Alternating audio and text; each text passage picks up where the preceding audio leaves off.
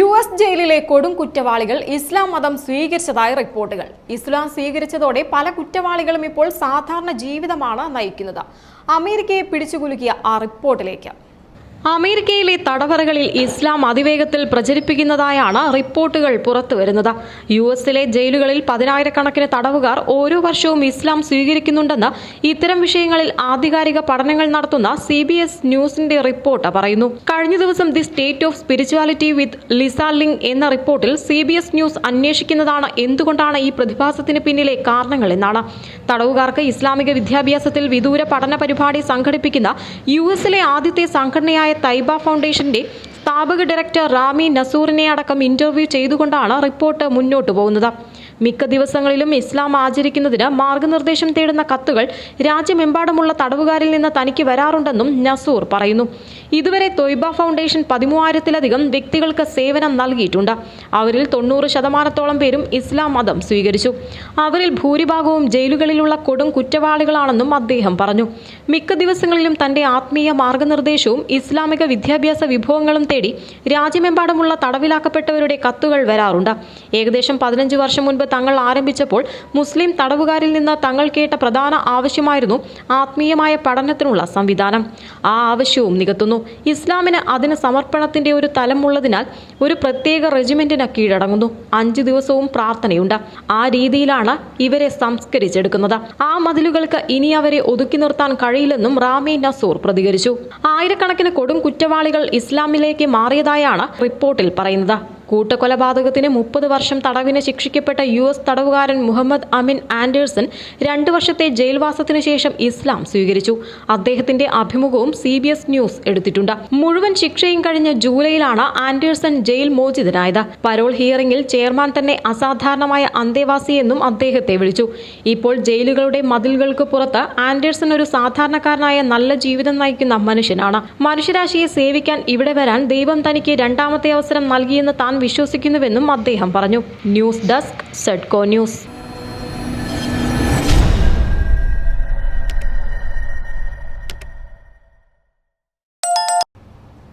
യാത്രക്കിടെ വിമാനത്തിനുള്ളിൽ നിന്നുയർന്ന പുക എയർ ഇന്ത്യ എക്സ്പ്രസിൽ ജീവനക്കാരെയും യാത്രക്കാരെയും കഴിഞ്ഞ ദിവസം ഒരുപോലെ ആശങ്കയിലാക്കി. ഒരു മലയാളിയായിരുന്നു ഇതിന് പിന്നിലെ കാരണം. കയ്യിൽ ഒളിപ്പിച്ച ലൈറ്ററുമായി ഇയാൾ സിഗരറ്റ് വലിച്ചതാണ് സുരക്ഷയ്ക്ക് വരെ ഭീഷണിയായത്. യാത്രക്കിടെ വിമാനത്തിന്റെ ശുചിമുറിയിൽ നിന്നുയർന്ന പുകയും തുടർന്ന് പ്രവർത്തിച്ച സുരക്ഷാ അലാമുകളും യാത്രക്കാരെയും ജീവനക്കാരെയും ഒരുപോലെ പരിഭ്രാന്തിയിലാക്കിയിരുന്നു. തുടർന്ന് നടത്തിയ പരിശോധനകൾക്കൊടുവിലാണ് യാത്രക്കിടെ പുകവലിച്ച മലയാളിയെ പിടികൂടിയത്. ആലപ്പുഴ മാന്നാർ സ്വദേശിയാണ് പിടിയിലായത്. ലൈറ്റർ ഒളിപ്പിച്ചു കടത്തിയായിരുന്നു 54-കാരൻ പുകവലിച്ചത്. പുക ഉയർന്നതോടെ അലാമുകൾ പ്രവർത്തിച്ചു. തുടർന്ന് നടത്തിയ പരിശോധനയിൽ യാത്രക്കാരനെ പിടികൂടി. തിരുവനന്തപുരത്തെത്തിയപ്പോൾ വലിയതുറ പോലീസ് ഇയാളെ അറസ്റ്റ് ചെയ്യുകയും പിന്നീട് ജാമ്യത്തിൽ വിടുകയും ചെയ്തു. വിമാനത്തിനുള്ളിൽ പുകവലിക്കുന്നത് കുറ്റകരമാണ്.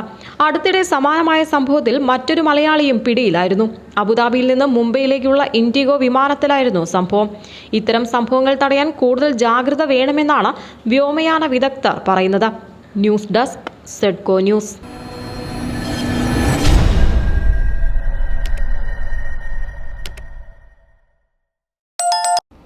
ഓൺലൈൻ വഴി ഭക്ഷണം വാങ്ങുമ്പോൾ അഭിമുഖീകരിക്കുന്ന ഒരു പ്രശ്നമാണ് അതിൻ്റെ രുചി എങ്ങനെയായിരിക്കും എന്നുള്ളത്.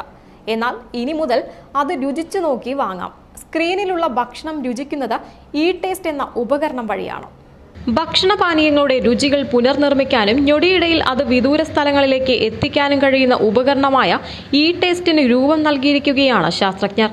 ഉപ്പ്, മധുരം, കയ്പ്, പുളി, പിന്നെ ഉമാമി എന്നറിയപ്പെടുന്ന പ്രത്യേകതരം രുചി എന്നിവയെ തിരിച്ചറിയാനും പുനർനിർമ്മിക്കാനും കഴിയുന്ന ഉപകരണമാണ് ഇ-ടേസ്റ്റ്. 5 പ്രത്യേകതരം പദാർത്ഥങ്ങൾ ഉപയോഗിച്ചാണ് ഉപകരണം നമ്മുടെ നാവിൽ രുചി എത്തിക്കുക.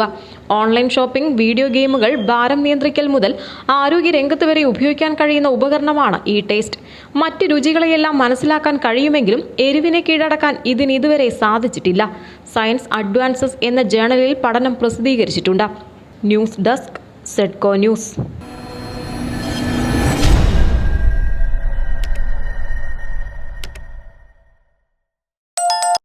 കടബാധ്യതയും ഗാർഹിക പീഡനവും കാരണം ബുദ്ധിമുട്ടുന്ന ആളുകളുടെ ഇപ്പോഴുള്ള ജീവിതം മാറ്റി മറ്റൊരു സ്ഥലത്തേക്ക് ആരുമറിയാതെ പറിച്ചു നടന്ന ഒരു കമ്പനിയുണ്ട് ജപ്പാനിൽ. നൈറ്റ് മൂവേഴ്സ് എന്ന് പൊതുവെ അറിയപ്പെടുന്ന ഈ കമ്പനികൾ രഹസ്യ സ്വഭാവമുള്ളവയാണ്.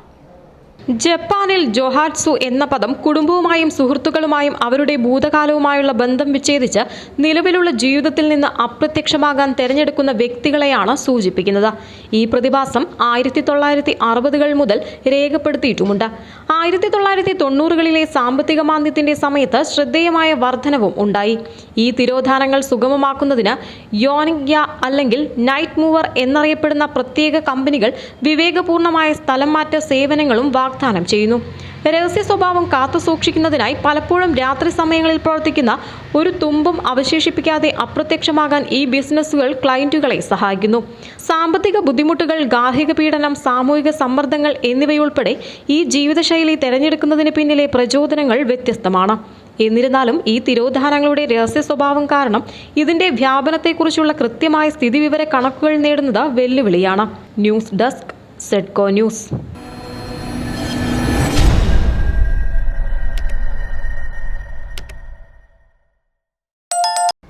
ഓസ്കർ ലഭിച്ചില്ലെങ്കിലും നോമിനികൾക്ക് ആശ്വസിക്കാം.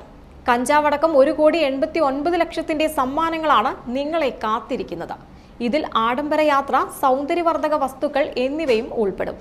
ഇത്തവണ അട്ടിമറികളൊന്നും സംഭവിക്കാതെയാണ് ദ ബ്രൂട്ട് ലിസ്റ്റ് എന്ന ചിത്രത്തിലെ അഭിനയത്തിന് അഡ്രിയൻ ബ്രോഡി മികച്ച നടനും അനോറയിലെ അഭിനയത്തിന് മൈക്കി മാഡിസേനെ മികച്ച നടിക്കുള്ള പുരസ്കാരവും നേടിയത്. നിരവധി ചിത്രങ്ങളും സാങ്കേതിക വിദഗ്ധരും ഓസ്കറിന്റെ ഫൈനൽ റൗണ്ടിലേക്ക് നോമിനേഷൻ നേടിയിരുന്നു.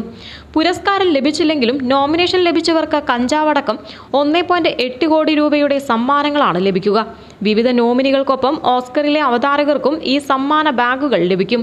ലോസ് ഏഞ്ചൽസ് ആസ്ഥാനമായുള്ള ഡിസ്റ്റിങ്ക്റ്റീവ് അസറ്റ്സ് നിർമ്മിച്ച ഓസ്കർ പ്രത്യേക സമ്മാന ബാഗുകളിൽ ആഡംബര യാത്രകൾക്കുള്ള കൂപ്പണുകൾ, സൗന്ദര്യവർദ്ധക വസ്തുക്കൾ, ലോസ് ആഞ്ചൽസിലെ കാട്ടുതീ ഇരകളെ പിന്തുണയ്ക്കാനുള്ള സമ്മാനങ്ങൾ, അത്യാഡംബര കഞ്ചാവ് ഉൽപ്പന്നങ്ങൾ എന്നിവ ഉൾപ്പെടുന്നു.